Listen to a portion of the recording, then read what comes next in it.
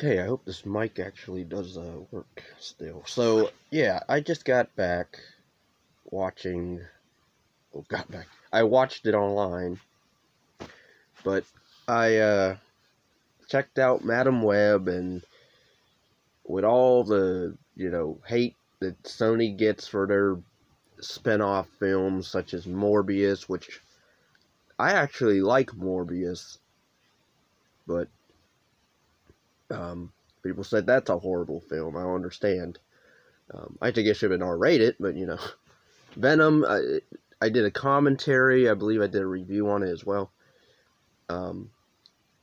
That's a hit that's mostly a disappointment for me.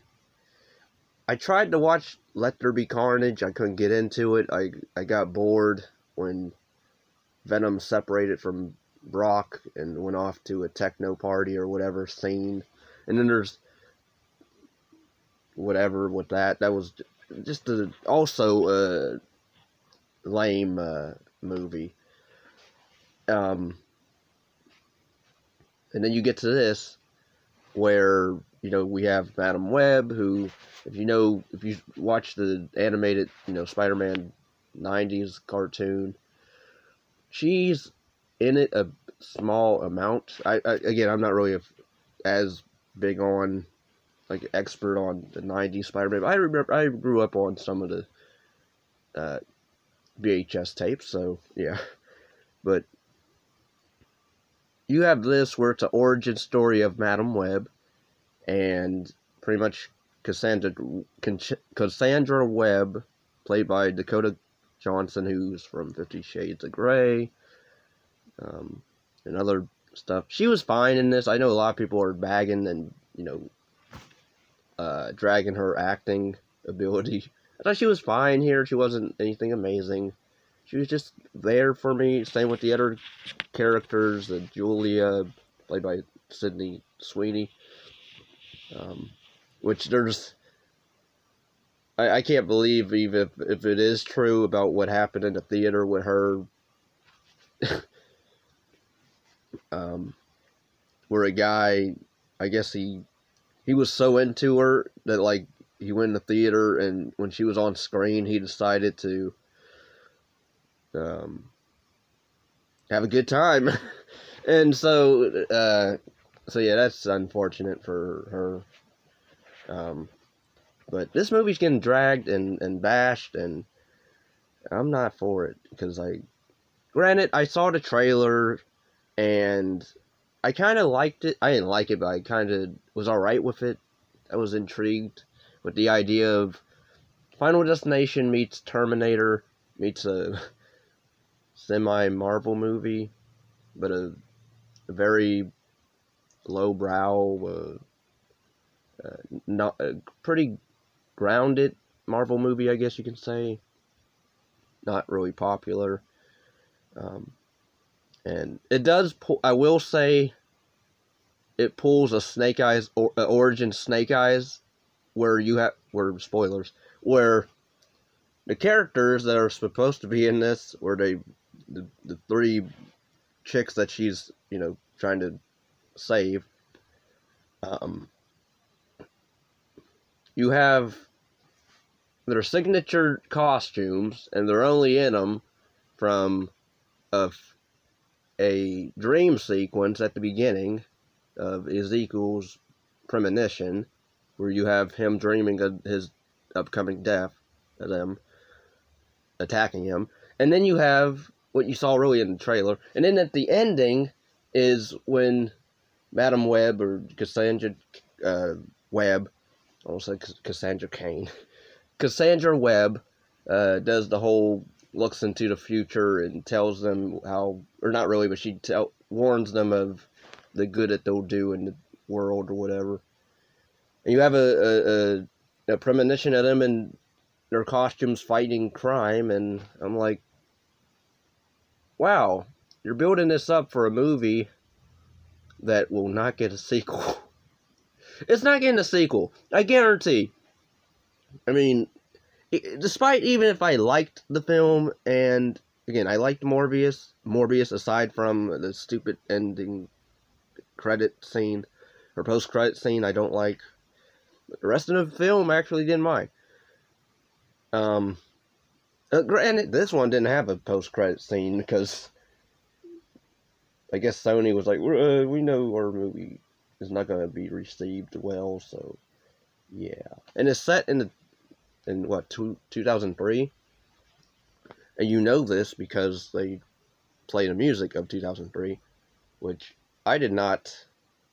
I grew up in the early 2000s, from 2000 to now, but I wasn't really into music as much back, because I was really young. Granted, I was really younger, so I guess I wasn't really musically invested in what was going on music-wise. But you have Britney Spears, Toxic, I believe is the song, in a sequence at a Waffle House or wherever they went. But it's basically Terminator, because you have, Cassandra Webb, who's a paramedic, and she starts seeing signs of clairvoyance, and she's forced to confront revelations about her past. She must also protect 3 young girls who she doesn't know the connection between them, but that this guy is after them, and so she has to protect them throughout the movie. And so it's like that, and it's basically the plot, and it's not really as interesting as you would have thought. I don't know how to explain. Again, the acting's not bad to me. It's not horrible. If anything, I did chuckle at some of the dialogue, some of the humor that they were trying to get across. I chuckled at some of the character humor. But I don't know, like, other than that, like, it's shot fine from what I can tell. Because I saw this online and it was a decent copy. Of course, it was shot in a theater, so. But the copy that I saw looked decent picture-wise anyway, or alright. But it's edited okay to fine.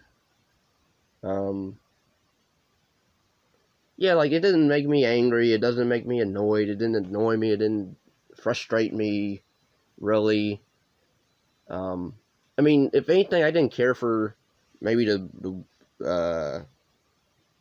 you have these 3 girls that she's supposed to protect. Julia Carpenter, Anya, played by Isabel, the girl from Transformers Last Night, the young teenage chick that she's at the beginning, she gets cut out of the rest of the film until the very end. You have Emma Roberts also in this as Mary Parker, because, yeah. I thought she was fine for what she was given. She's not in a whole lot, but Adam Scott was fine. He plays Ben Parker.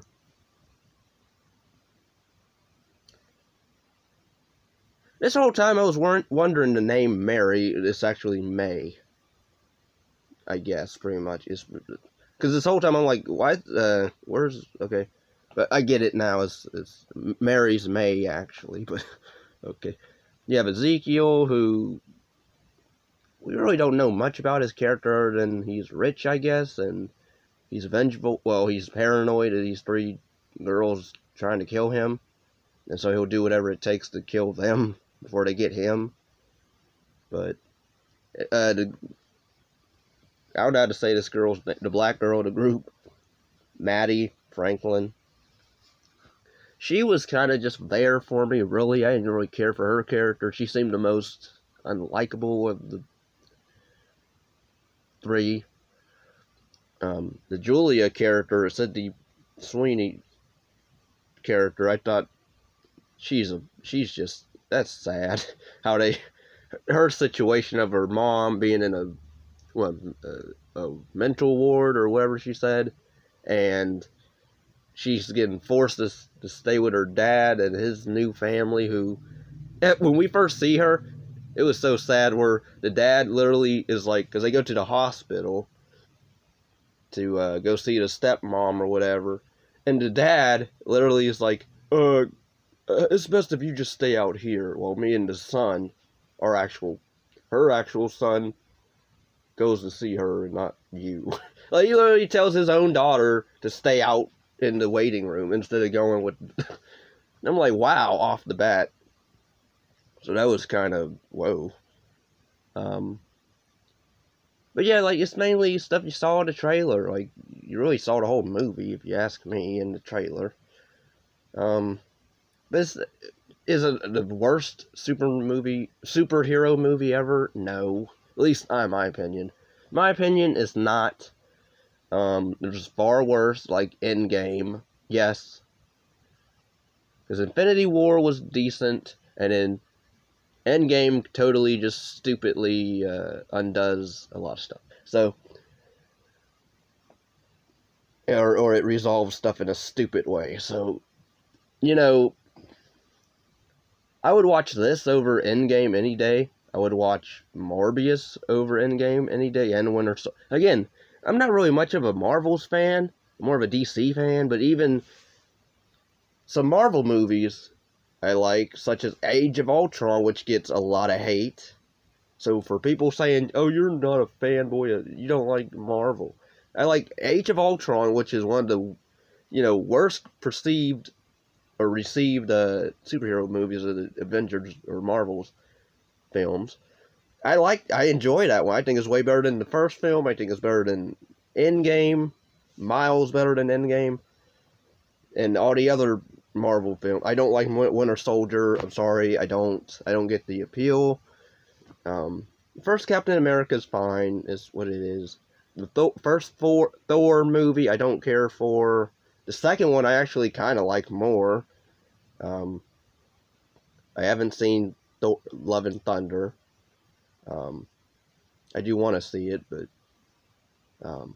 so yeah, I'm more of a DC fan, but even them, I'm just alright with.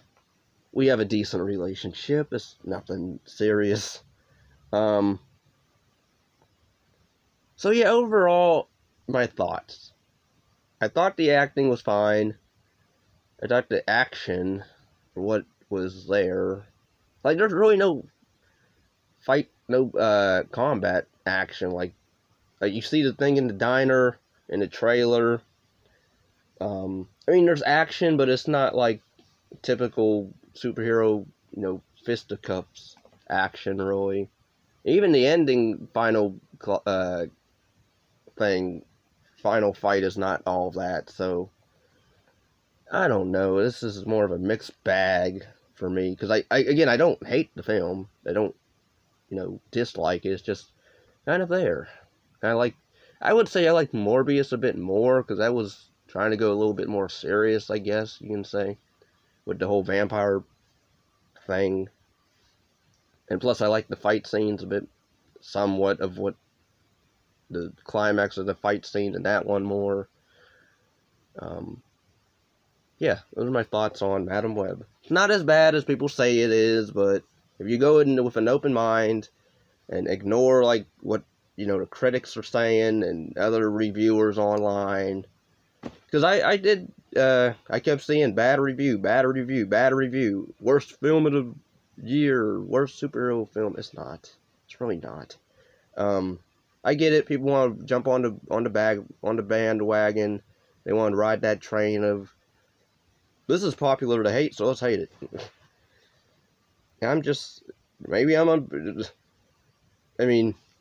For somebody who wants to, you want to say, yo, you just want to be different and not, or like stuff that's not good.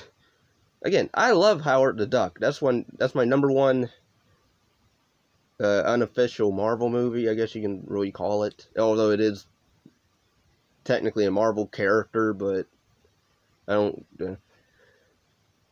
But yeah, I'm just rambling on. So please like and subscribe, share, leave your comments down below, leave your thoughts of the movie down below. Let's discuss it.